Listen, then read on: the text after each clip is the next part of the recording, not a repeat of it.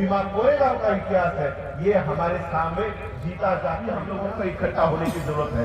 आज भी हम लोगों को प्रशासन से SC, ST, OBC और माइनॉरिटी मुस्लिम्स को इकट्ठा नहीं होते तब तक मोदी जैसा, योगी जैसा पेशवा इस देश से आपके पैर धोने के लिए मजबूर हो जाते हैं। क्यों? आपको आपके हाथ में वोट की, इस वोट की ताकत का सही इस्तेमाल करना सीखो।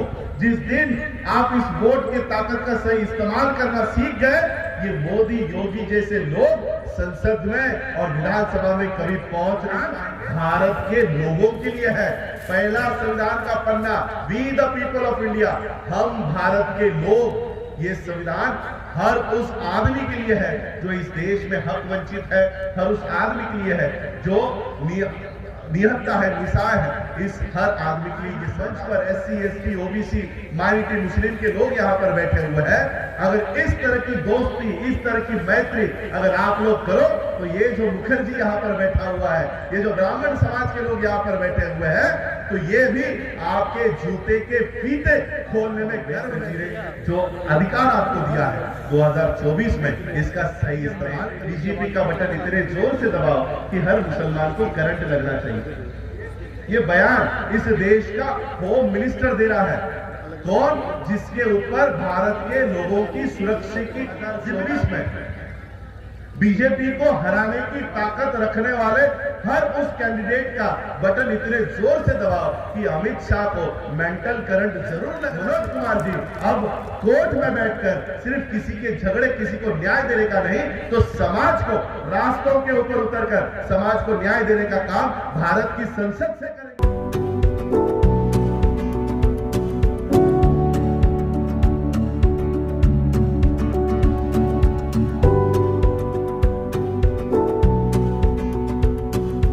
तो सभी महापुरुषों को नमन अर्पण करता हूं जिन्होंने हमारे हक और अधिकार की लड़ाई लड़ी। मंच पर उपस्थित सभी मान्यवर और जिनके आमंत्रण पर मैं यहाँ पर आया हूं, वो हमारे कलीग, हमारे दोस्त, और इस मिशन में हमेशा हमें लीगल गाइडेंस देने वाले मनोज कुमार जी, मंच पर उपस्थित बनते सुमित रतन जी, महाथेरा जी, और यहाँ पर उपस्थित सभी मेरे भाइयों को, बहनों को और माताओं को राजरत्न अंबेडकर का जय भीम। आज हम लोग यहाँ पर बहुजन मैत्री सम्मेलन और संविधान सम्मान की महासभा के लिए यहाँ पर इकट्ठा हुए हैं। ये कोई राजनीतिक कार्यक्रम नहीं है। बाबा साहब अंबेडकर जी ने दिए हुए संविधान को आने वाले समय में कैसे बचाया जाए और बहुजनों में कैसे मैत्री कायम की जाए, उसके लिए ये महासम्मेलन का आयोजन किया गया है। बहुजन मैत्री इस देश में कायम करने के बाद क्या हासिल हो सकता है, इसका एक जीता जागता उदाहरण हमारे इतिहास में है, हमारे सामने। आज 17 दिसंबर है। कुछ दिनों बाद 1 दिसंबर को महाराष्ट्र के भीमा कोरेगांव में बहुत लोग उस शौर्य स्तंभ को अभिवादन करने के लिए जाते हैं। पूरी दुनिया, सिर्फ भारत ही नहीं, पूरी दुनिया इस शौर्य दिवस को मनाती है। ये कौन सा दिन है और यहां उस दिन क्या हुआ था, ये हमारे लिए जानना बहुत जरूरी है। उस समय पेशवाओं का राज इस देश पर, महाराष्ट्र पर हुआ करता था और पेशवाओं ने उस समय बहुत ही अमानवीय कृति, बहुत ही अमानवीय हालत इस देश के अछूत समझने वाली जातियों की करके रखी हुई थी। रास्तों के ऊपर घूमने तक का अधिकार उनसे छीन लिया गया था। गले में हांडी और पीठ पे झाड़ू इस देश में लोगों के ऊपर जिन्होंने लाया, वो पेशवा, इस देश के पेशवा थे। और जब ब्रिटिशरों ने इनके ऊपर युद्ध की घोषणा की, तब उस समय ये जो अछूत समझने वाली जातियां थी, ये उस समय इनके खिलाफ युद्ध करने के लिए खड़ी हो गई। लेकिन क्योंकि दोनों भी भारत के लोग हैं, तो ये अछूत समझने वाली जो जातियां थी, उनके जो लीडर थे, नेतृत्व करने वाले लोग थे, सिद्धनाथ, मालनाथ, ये सबसे पहले पेशवाओं को जाकर मिले और पेशवाओं से उन्होंने विनती की कि हम आपके खिलाफ लड़ना नहीं चाहते, हम ब्रिटिशरों की तरफ से आपके खिलाफ युद्ध में शामिल नहीं होना चाहते,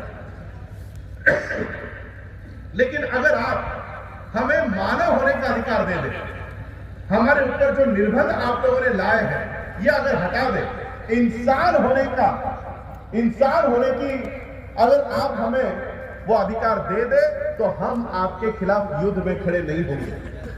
और उस समय पेशवाओं ने इन लोगों से जवाब में कहा कि हम आपको सुई के नोक के ऊपर बैठे इतने भी अधिकार आपको नहीं देने वाले, हम इतने भी अधिकार आपको नहीं देने वाले। और उस समय इन्होंने तय किया कि हम पेशवाओं के खिलाफ युद्ध करेंगे। 30,000 पेशवाओं के खिलाफ, 30,000 पेशवाओं के खिलाफ सिर्फ 500 अछूत समझने वाली जातियों के लोगों ने हिस्सा लिया।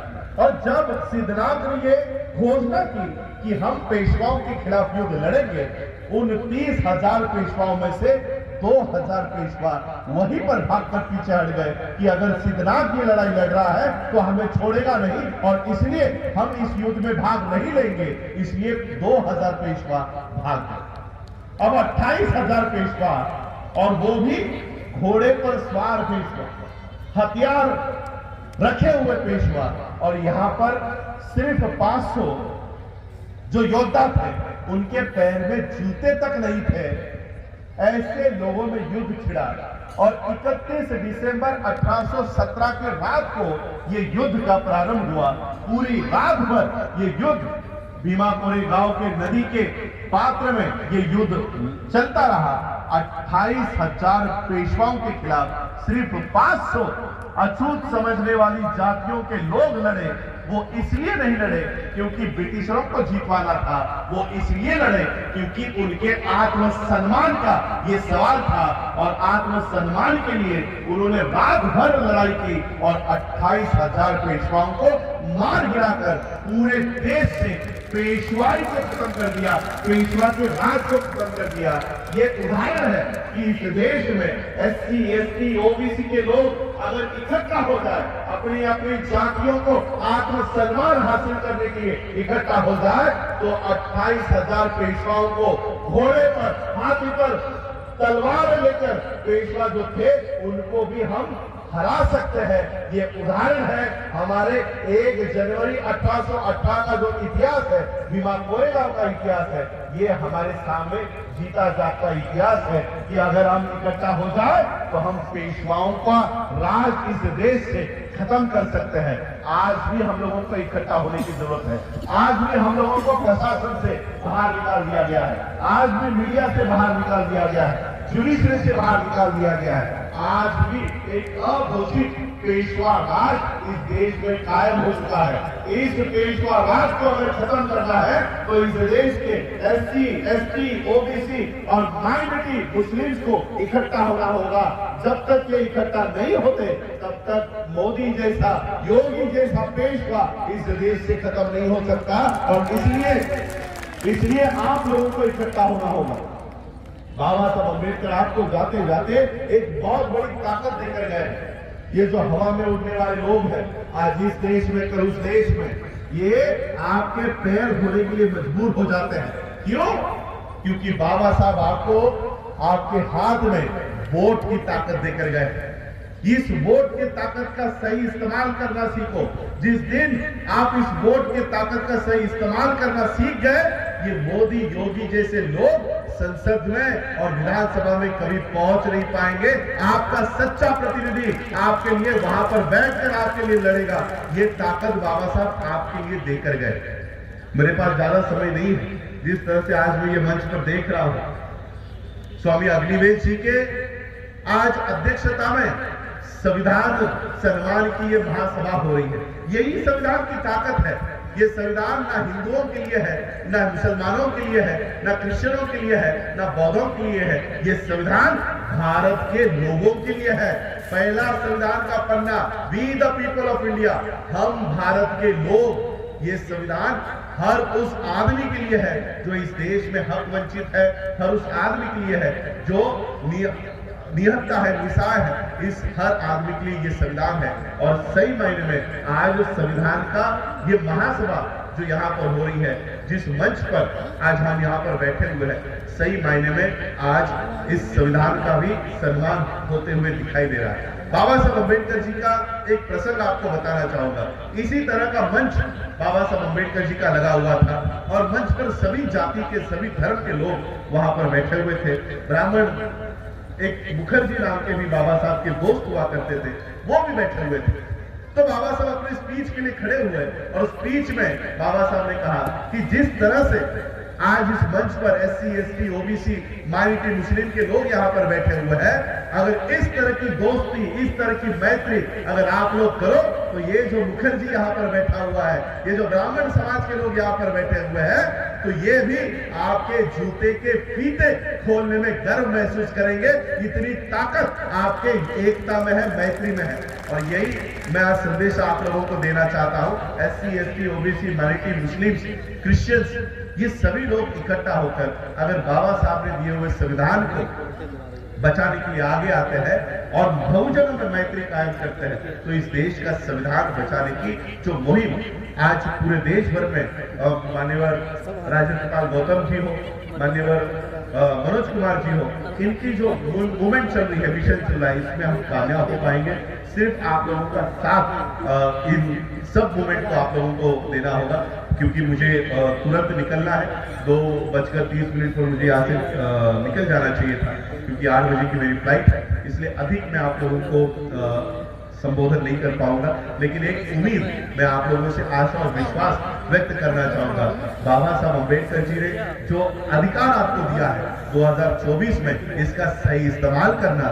देखिए, एक बयान इस देश के होम मिनिस्टर ने दिया हुआ, होम मिनिस्टर, गृह मंत्री, जिसकी जिम्मेदारी होती है कि भारत के हर नागरिक की सुरक्षा करना उनकी कर्तव्य है, उनकी जिम्मेदारी है।